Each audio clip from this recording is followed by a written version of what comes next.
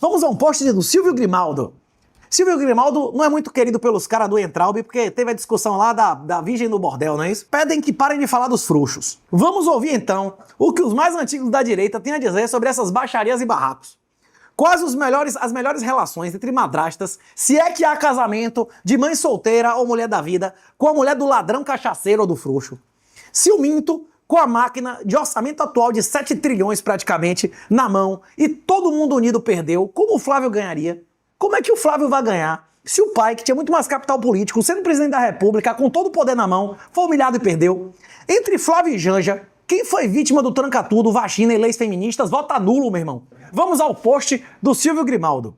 Quem está falando de relações familiares? Tudo é política. Todos os familiares estão no mesmo partido de Valdemar e são candidatos a cargos públicos, já decidido pelo próprio Jair. A dupla de irmãos neurodivergentes fala abertamente contra a madrasta, em questões políticas, o tempo todo. Bananiski foi para SBT News criticá-la. Tonho da Lua disse publicamente que ela recebe dinheiro para atrair o pai. Flávio, o tal líder que não lidera, trata com leniência tudo isso. Ela está ao lado de quem esteve desde o início. Carol, Campanholo, Nicolas, que se tornaram alvo de Debi Lloyd. Você sabe o que é Debi Lloyd, Werley? Quem é, velho? Essas coisas são todas públicas e são tratadas publicamente filhos com grande estardalhaço. Obviamente, elas têm consequências no rumo da política. São questões familiares? Também. Mas essa é uma consequência da política patrimonialista da família Bolsonaro, onde não há distinção clara entre o que é familiar e o que é público, entre o que é de interesse público e o que é interesse familiar, entre o que é política e o que é carência afetiva. A coisa toda fica, obviamente, muito pior por ser uma família absolutamente disfuncional e repleta de traumas de toda sorte. Mas quem escolheu isso foram eles, não quem está comentando, não é? É isso que eu pergunto a você. Uma família disfuncional, que já foi testada e derrotada, tem alguma chance de salvar o Brasil? O que de bom o Bolsonaro poderia oferecer ao Brasil aqui? Nada. Ele poderia oferecer ao Brasil se ele fosse para o exterior. Não foi. Se tornou um refém. O que Bolsonaro diz hoje vem da cabeça dele ou da cabeça das pessoas que têm o poder sobre a liberdade e a saúde dele? Bolsonaro é um refém. Nada que ele diga pode ser considerado algo legítimo e dito por livre e espontânea vontade. E ele se fez refém. Ele entregou a honra dele, o governo, a alma e o corpo a quem ele jurou combater. Ou seja, traiu o Brasil, traiu a Deus e traiu a si próprio. Uma outra notícia que eu não postei, mas que teve bastante relevância essa semana, foi um artigo publicado por um jurista defendendo que essa presidência da República de Lula é totalmente constitucional, pelo mesmo motivo pelo qual Trump não pode se reeleger pelos Estados Unidos. Quando, no Brasil, a PEC autorizou a reeleição, seria apenas uma reeleição. Algumas pessoas interpretaram que seriam reeleições subsequentes, mas a interpretação majoritária dos países do mundo, como os Estados Unidos, é que uma reeleição, sendo subsequente ou não, e por isso o Trump não pode se reeleger. Em vários aspectos, esse mandato de Lula já é ilegal. Quem compra porque está subindo, vende porque está caindo. 67 já é o valor que a maior parte das baleias tomaram a maior parte das sardinhas. Esse texto aqui do Zé Bitcoin explica detalhadamente o perfil de quem compra quando está subindo e o perfil de quem vende quando está caindo. Inclusive os endereços de baleia, os endereços que têm grandes quantidades de Bitcoin, que desovaram na subida, já começaram a reacumulação completa na descida. É foda, é muito cruel. As pessoas que não têm preferência temporal, as pessoas que não são insiders, as pessoas que não têm controle do tempo e nem dos seus próprios atos, que agem de maneira emocional, elas são obliteradas toda vez. Nunca tinha nenhuma chance, né? Como é o meme, né? Nunca teve chance, não é isso? Não tem esse meme, Ellen? Nunca teve chance, né? Opa! Arma, pica e dinheiro só se mostra se for usar. Praça despreparado. Poderia ter morrido por causa dessa gracinha. O cara toma um tapa na cara de um moleque, saca a arma e enfia na cabeça dele. Só que antes de meter a arma na cabeça dele, o cara manobra. Ou seja, a arma não estava em pronto emprego ou o cara fez uma gracinha para perder uma munição. Isso é uma doutrina policial correta? Não. O cara lhe deu um tapa, era para ele atirar na cabeça do menino? Claro que não. Era para utilizar uso progressivo da força. Cacetete, porrada, gás ou choque, não é isso? Esse caso do cristão executado, espancado pelos servidores de um gabinete de um comunista na França, é um caso clássico que comprova mais uma vez que os cristãos são os seguidores da religião mais perseguida hoje e em todos os tempos da história da humanidade. Tem pessoas morrendo por serem cristãos no mundo islâmico, na China, na Indonésia, em todos os lugares que você pesquisar no mundo, tem pessoas sendo sacrificadas por servir a Jesus.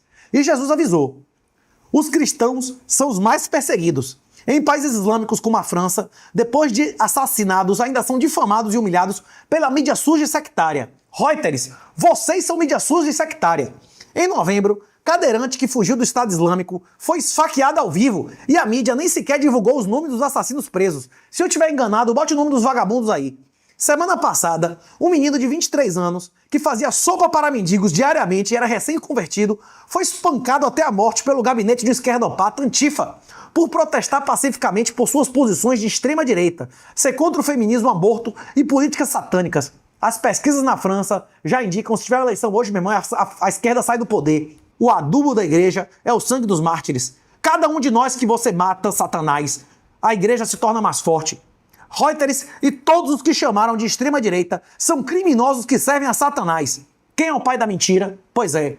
Mateus em 10:22 diz: sereis odiados de todos por causa de meu nome, porém, quem perseverar até o fim, esse será salvo. João diz: pois se o mundo vos odeia, lembre-se, o mundo me odiou antes de odiar vocês.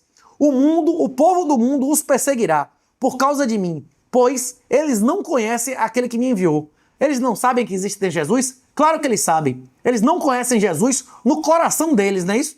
Mateus 24:9. Eles os entregarão para serem perseguidos e condenados à morte. E vocês serão odiados por todas as nações por causa do meu nome.